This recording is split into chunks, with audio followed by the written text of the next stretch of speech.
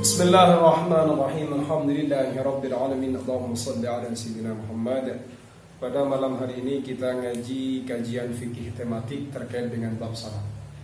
Ketika kita berbicara salat itu banyak sekali dalil-dalil baik yang dari Al-Qur'an maupun dari Al-Hadis terkait dengan salat, fadilahnya salat dan keutamaannya salat.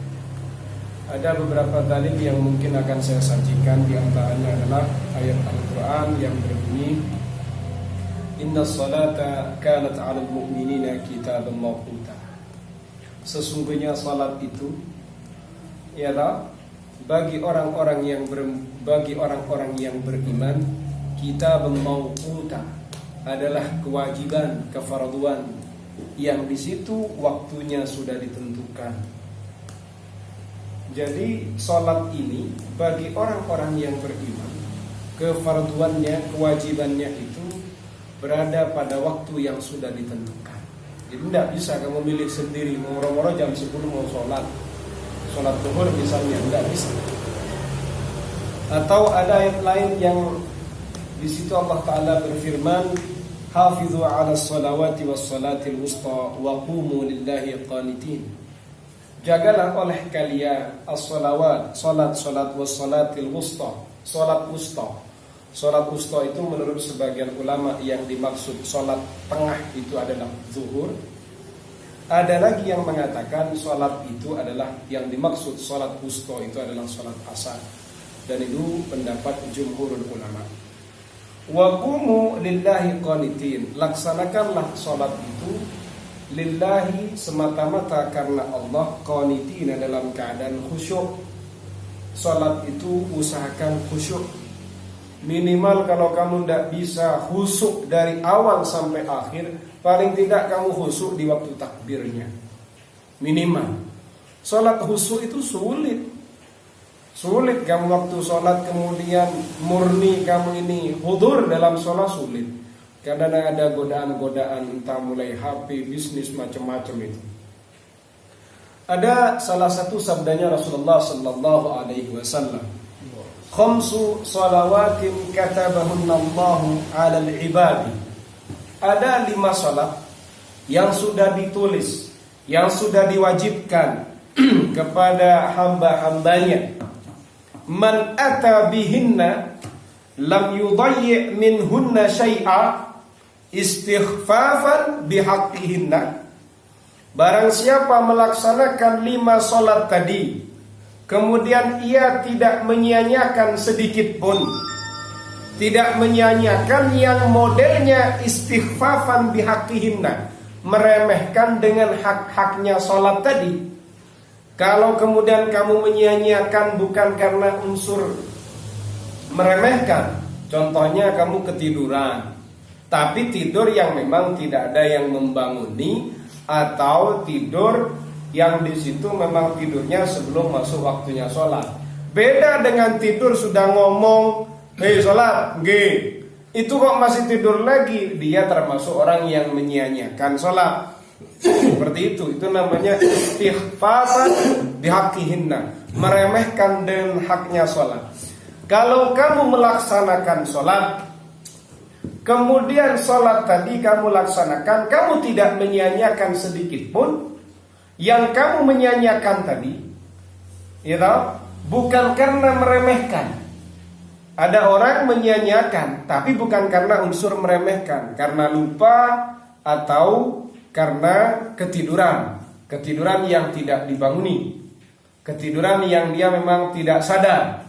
Ini berarti menyia-nyiakan waktunya sholat tadi, tapi bukan karena meremehkan. Kalau yang karena meremehkan, itu dibanguni, sudah bangun tapi tetap tidur, ini karena meremehkan. Yang tidak karena meremehkan, dia mengerjakan, tidak menyia-nyiakan yang karena meremehkan, maka bagaimana? Kana lahu 'indallahi ahdun, maka ia akan memiliki perjanjian di sisi Allah, memiliki ikatan, ada semacam komitmen menurut Allah di sisi Allah untuk pelakunya, untuk orang yang melaksanakannya. Apa itu? Ayyudkhilahu al-jannata, untuk dimasukkan ke surganya. Dengar rahmatnya. Jadi rahmat, orang yang dia melaksanakan sholat 5 waktu, kemudian tidak menyia-nyiakan sedikit pun karena meremehkan pada haknya sholat, maka ia punya perjanjian. Dia ada perjanjian dari Allah untuk dirinya. Janji apa? Akan dimasukkan ke surganya oleh Allah. Wa man lam ya'ti bihinna falaisa indallahi ahdun. Kalau orang itu tidak melaksanakan sholat itu, Allah Ta'ala tidak memiliki ikatan janji bersama orang itu. Insya'a adzabahu. Jika Allah Ta'ala menghendakinya, ya Allah Ta'ala akan menyiksanya. Wa insya'a ghafara lahu. Jika Allah Ta'ala berkehendak untuk mengampuninya, ya Allah Ta'ala akan mengampuninya. Jadi kalau sudah dibanguni itu terus bangun, bukan setelah dibanguni itu kemudian memposisikan selimut itu jadi lebih rapi. Nah, ini kan kurang baik. Asalnya selimutnya separuh rahmat, dibanguni kok malah yang diselimuti sekujur tubuh. Nah, ini kan nemu laku ini kan. Dan begitu katanya orang Madura Mat ya, nemu laku ya Mat ya.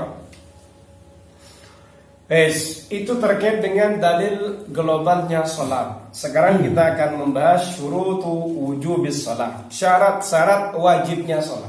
Apa saja syaratnya, kemudian wajibnya sholat itu apa? Syarat yang menjadikan wajibnya sholat itu apa saja? 1. Al-Islamu, agama Islam. Di sini di depan saya semuanya al-muslimun. Kemudian yang kedua ada al-aqlu, berakal. Kamu pengen tidak memenuhi syarat wajib, gampang. Tidak lolos pada yang kedua, misalnya gila, ya kan, tidak punya akal, ya kan, tidak memenuhi pada syarat wajib sholat. Yang nomor 3 wa tamyizu dan tamyiz. Tamyiz itu bisa bersesuci sendiri, bisa kencing, bisa membersihkan kencingnya, membasuh najisnya, seperti itu tamyiz. Liqaulihi sallallahu alaihi wasallam, karena ada sabdanya Rasulullah sallallahu alaihi wasallam, rufi'al qalamu an thalathatin, diangkat tulisan itu dari 3 kelompok manusia. Kalau masuk dari 3 kelompok manusia, kamu ini termasuk, kalau bahasa najis itu ma'fu, diampuni, tidak ditulis, diangkat pulpen gitu. Oh, ini penjahat, jadi nggak jadi ditulis penjahat. Oh, ini melanggar, tidak jadi ditulis pelanggar. Ini meninggalkan sholat, tidak jadi ditulis orang yang meninggalkan sholat. Siapa saja? Anin naimi hatta yastaiqidha, orang yang tidur sampai dia bangun. Kalau sudah bangun, tulisan sudah aktif. Kalau sudah V-G, nah, itu berarti tulisan sudah aktif karena sudah dibanguni. Nah, gitu loh.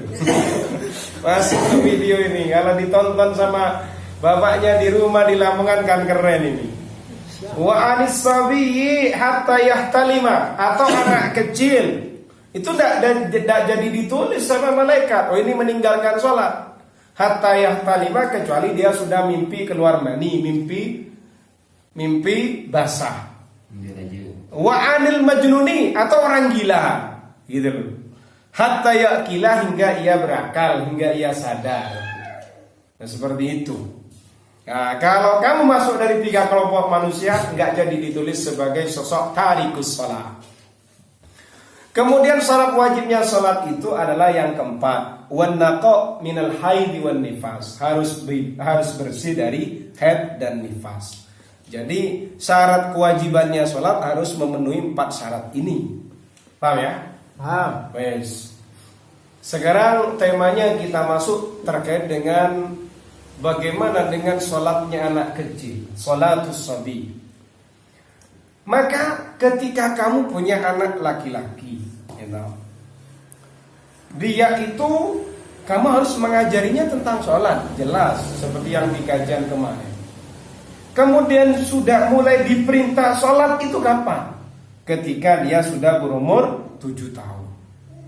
Kemudian dipukul ketika ia meninggalkan sholat tersebut ketika dia sudah berumur 10 tahun.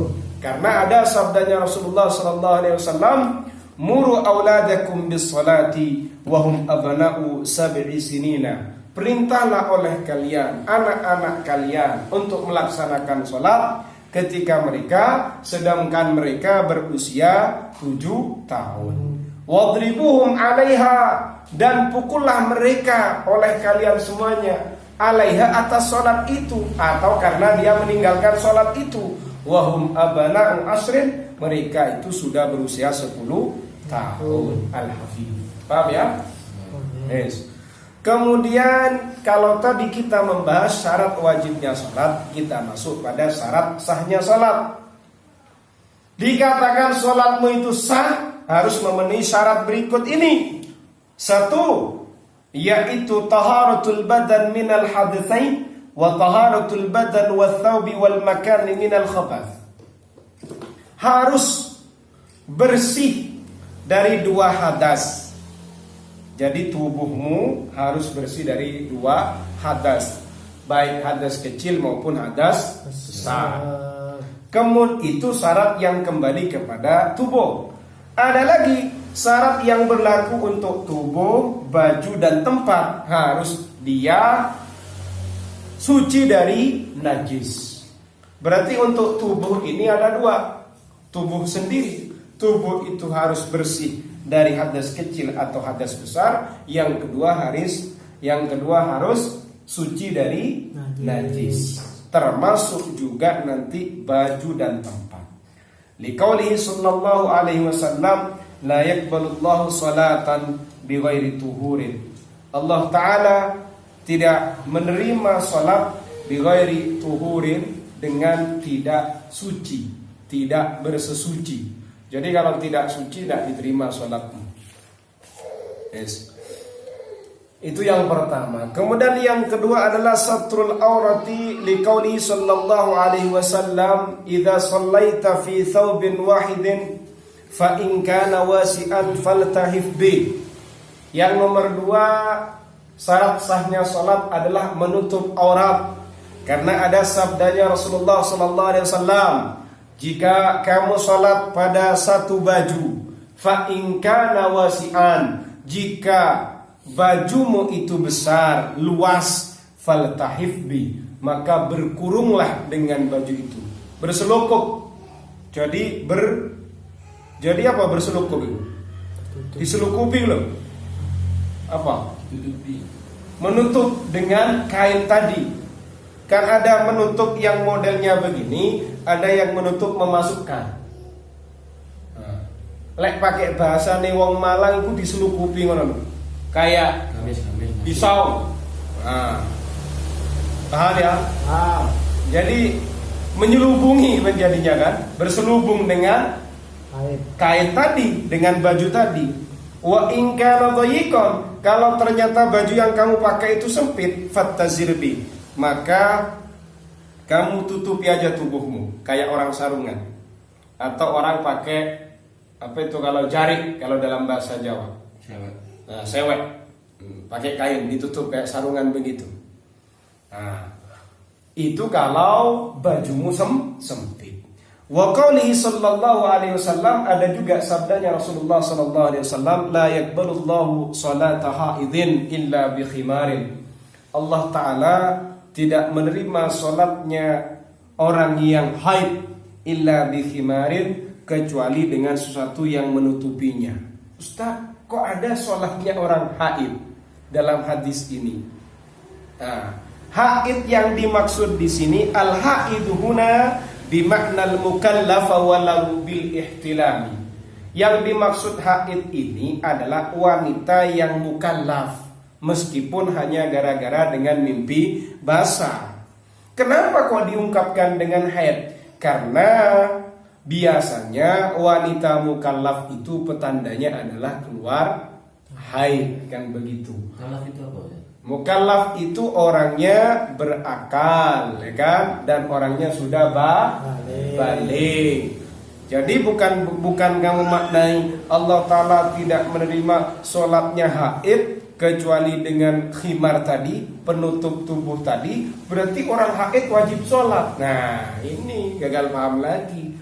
Haid di sini dalam maksudnya hadisnya Rasulullah itu bukan kemudian wanita haid itu wajib sholat, tapi wanita haid yang dimaksud ini wanita yang sudah mukallafah. Faham ya? Yes. Kemudian yang nomor 3 adalah ma'rifatu dukhulil waqti. Harus tahu masuknya waktu, khususnya ketika kalian sholat subuh. Gimana kamu bisa tahu waktunya sholat masih ada, Sofi? Terbitnya matahari. Loh, terbitnya matahari, di situ ada gunung kok. Apa yang kamu jadikan pijakan? Ilmu falak komputer HP. Ayo. Ini kalau punya kamu HP-nya tidak diinstal falak atau jam sholat, waktu sholat. Nah, kalian kan repot. Padahal ini syarat sahnya sholat, kamu harus tahu waktu. Gitu loh. Kalau menurut kamu ini masih ada apa enggak? Loh, kamu kan belum tahu. Kamu sholat nekat seperti itu berarti sah apa enggak? Enggak memenuhi syarat sahnya sholat. Maka kamu harus cek HP. Subuhnya tinggal 3 menit misalnya. Langsung segera sholat. Berarti waktu masih ada. Fa in jahilahu, jika tidak tahu dengan waktunya sholat, wajibal ijtihadu wa taharri, wajib untuk berijtihad, bersungguh-sungguh untuk mencari. Sekarang ini masih ada enggak waktunya sholat? Dikaji. Nah, sekarang ini di zaman modern tinggal kamu install aja kayak sholatuk dan lain sebagainya. Liqauli sallallahu alaihi wasallam, karena ada sabdanya Rasulullah sallallahu alaihi wasallam, sallu as-salata liwaqtiha, salatlah kalian as-salata, salat liwaqtiha, pada waktunya salat. Kemudian yang nomor 4 adalah istiqbalul kiblati, harus menghadap kiblat. Kalau di sini kita berada tepat di Ma'had At-Tamim ini, posisinya nggak lurus ke barat begini. Kalau kita menggunakan kompasnya kiblat itu, ke barat agak miring ke sini. Enak di era modern ini, tinggal taruh itu HP-mu, kompasnya diaktifkan, waktu sholat di sholat gitu, nanti arah kiblatnya nanti diarahkan, agak bergeser sedikit, barat tapi agak miring ke utara, begitu. Karena ada firman-Nya Allah Taala, fawalli wajhaka syatral masjidil haram. Ya, palingkan wajahmu pada arah Masjidil Haram. Wa haitsuma kuntum, dimanapun kamu berada, fawallu wujuhakum syatra, palingkanlah wajah kalian syatra kepada arahnya.